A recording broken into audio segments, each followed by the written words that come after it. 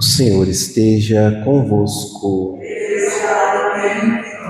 Proclamação do Evangelho de Jesus Cristo segundo Lucas. Glória a vós, Senhor. Naquele tempo, grandes multidões acompanhavam Jesus.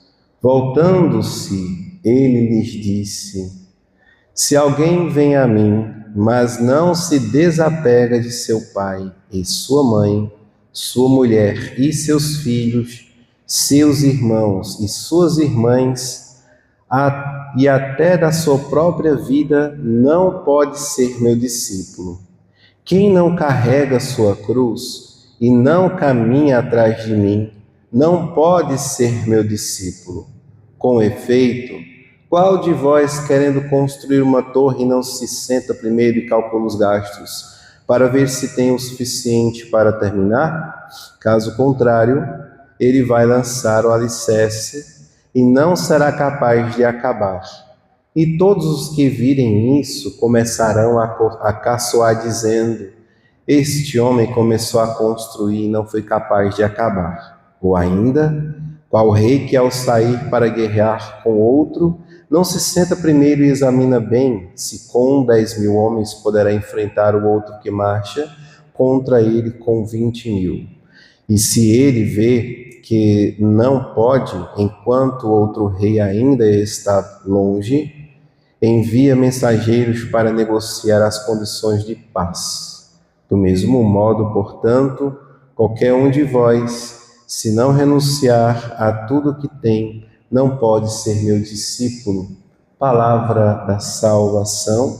Glória a vós, Senhor. Amados irmãos e irmãs, nesta sagrada liturgia da palavra, o Senhor Jesus, ele, sendo acompanhado por grandes multidões, Nosso Senhor, ele não esconde a sua exigência de seguimento. Ele não falou para 12, ele falou para uma grande multidão. E se alguém vem a mim, mas não se desapega de seu pai, sua mãe, sua mulher, seus filhos, seus irmãos e suas irmãs, e até a sua própria vida, não pode ser meu discípulo. Certamente, todos os que o escutavam naquele momento foram frustrados, porque certamente existia ali uma grande multidão e um vínculo, lógico, muito próximo uns com os outros. E Jesus define pontualmente o que vem a ser o seguimento da sua pessoa divina e, claro, que é necessário então aprofundar, porque podemos ser pegos de surpresa e Nosso Senhor falar assim, a queima-roupa a todos. Mas Nosso Senhor está falando a respeito de como deve ser intenso. Como será intenso o seu amor por nós, a sua entrega crucificial. Nosso Senhor, olhando o seu exemplo, é que nós aprendemos a amar a igreja, a nós mesmos, os outros. E olhando o exemplo de Nosso Senhor, que entregou até a sua mãe, a sua igreja, Nosso Senhor foi o primeiro a que se desapegou da sua própria condição divina. Não falamos nem da condição humana. A condição humana, Nosso Senhor foi um grão de trigo. Este grão que caiu na terra, que não ficou só, mas que caiu na terra, morreu e deu frutos de salvação e vida eterna. Ele está falando que este amor é o seu amor por cada um de nós, sentindo-nos amados por Cristo, por este exemplo. Então, vamos agora acolher na nossa vida, fazer o nosso exame de consciência e nos perguntar como está o nosso amor por Ele. Então, há tempos que vamos pedindo a Deus a graça da humildade e de assim viver, e principalmente da modesta e da nossa simples oração, de até o amor para nós amarmos a Deus, pedirmos a Ele: Jesus, dá-me o amor para que eu possa vos amar. Essa é a oração da igreja. Então, irmãos e irmãs, os outros, depois que nós recebermos este amor divino de Cristo, podemos olhar para todos os outros mandamentos e olhando para Cristo, nós vamos entender as negativas para que a nossa alma esteja em amizade com Deus. Não cometer adultério, não matar, não roubar, não cobiçar. Estes mandamentos que são negativas do segmento divino, eles são justapostos e acima deles estão o primeiro dos três, que é amar, que é guardar domingos e dias santos, honrar o nome de Deus e amar a Deus sobre todas as coisas e o próximo como a si mesmo. Então, sabemos que pecando contra o primeiro mandamento, deixamos de amar a Deus, deixaremos de honrar pai e mãe. Ninguém honra pai e mãe se não ama Deus ou não tem o amor divino no seu devido lugar. Nós achamos que assim o fazemos. Então é importante, irmãos e irmãs, imaginar neste santo evangelho nós, cada um, no meio desta multidão, e ouvindo Jesus também falar para cada um de nós, pessoalmente: se alguém vem a mim, mas não se desapega de seu pai e sua mãe, mulher e filhos, irmãos e irmãs, até da própria vida, não pode ser meu discípulo. Quem não carrega sua cruz e não caminha atrás de mim, não pode ser meu discípulo. Depois Nosso Senhor coloca as duas comparações, a comparação da confecção ou construção de uma torre e também o combate na fé de um rei contra um outro rei, a partir do número de soldados.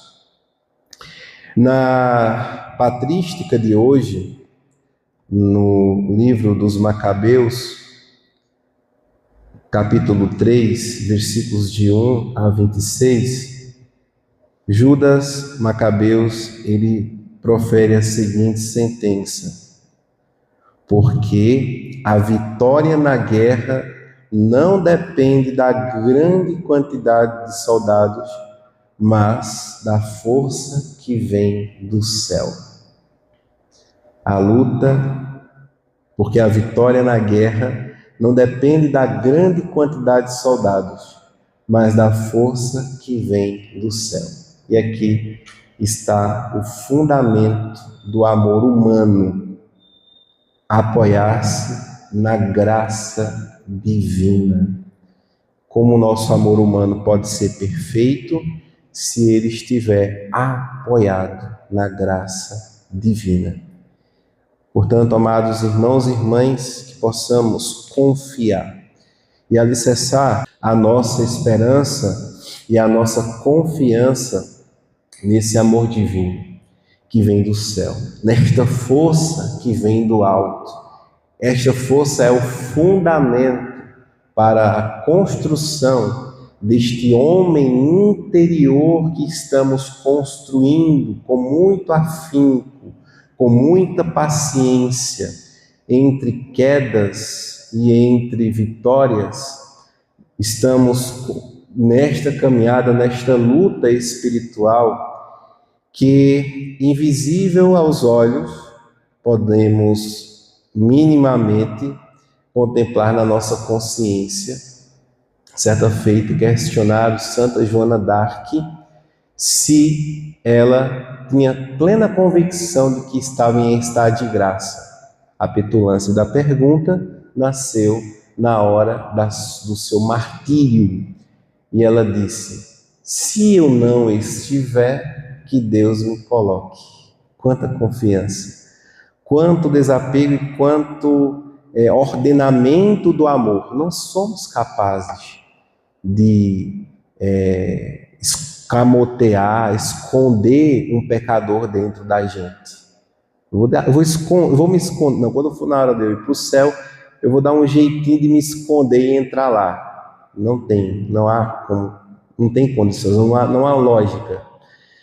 E depois, lá na frente, ela tinha algumas alocuções interiores de santos, salvo engano, Santa Brígida, e ela dizia, se eu não tivesse a orientação desta santa na minha consciência, ou como pode uma alma receber uma alocução ou um auxílio divino se em estado de graça ela não estiver.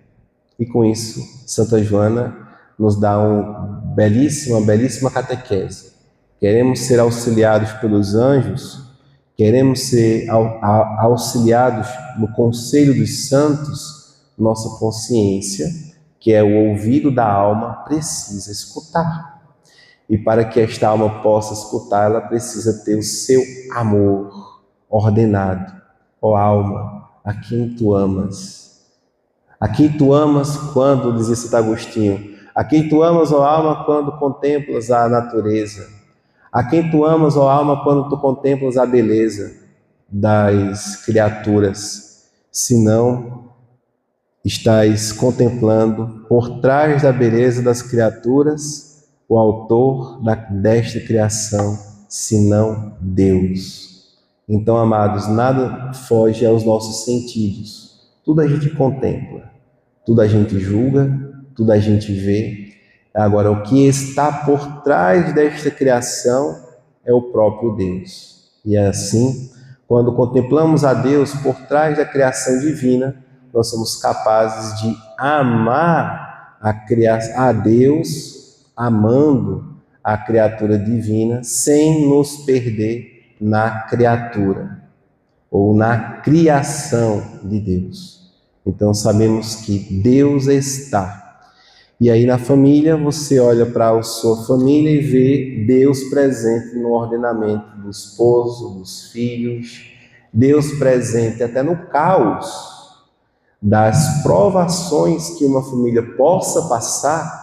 Deus está presente, muitas vezes sendo crucificado por nossas inconsequências. E aí cabe, porque a esperança divina, ela não foge da alma. Quando a alma foge de Deus, ainda que se fira a caridade e a fé, a esperança consiste na inabitação divina. Deus habita e Ele tem puxado. Basta que a gente reze e peça humildemente: vinde, ó Deus, em meu auxílio. E como pobrezinhos, pobres almas, suplicar a ação divina que venha nos restaurar, que venha curar as feridas do homem velho, para que possa nascer o homem novo nesta recriação divina que acontece quando estamos em relação a nosso Senhor Jesus Cristo. E aqui, meditando e fazendo nosso exame de consciência, paramos e contemplamos que Deus está construindo não só esta torre, Ele também não está apenas combatendo nesta guerra, mas Ele está falando que essas duas imagens realmente são as imagens da nossa alma, da alma que busca a Deus. Concluímos meditando mais uma vez o que falou Judas Macabeus. É fácil uma multidão cair nas mãos de poucos, e para o céu não há diferença em salvar com muitos ou com poucos, porque a vitória na guerra não depende da grande quantidade de soldados, mas da força que vem do céu.